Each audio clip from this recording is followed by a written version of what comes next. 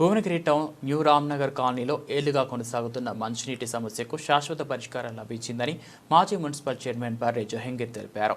అమృత్ పథకం 2 కింద భువనగిరి పట్టణానికి 7 కోట్లకు పైగా మంజూరు కాగా అందులో భాగంగా నూతన పైప్ లైన్ ద్వారా ఇంటింటికి మంచినీటి సరఫరా పనులను పరిశీలించారు. ఈ సందర్భంగా మాట్లాడుతూ ఎమ్మెల్యే ఎంపీల సహకారంతో ప్రతి ఇంటికి త్రాగునీరు అందిస్తామని, మిగిలిన అభివృద్ధి పనులు కూడా త్వరలో పూర్తి చేస్తామని హామీ ఇచ్చారు.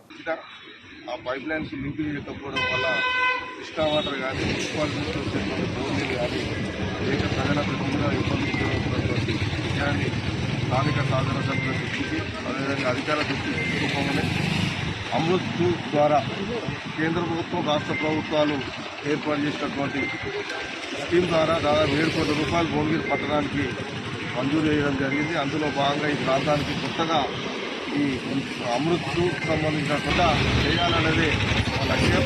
అదేవిధంగా చాలామంది కూడా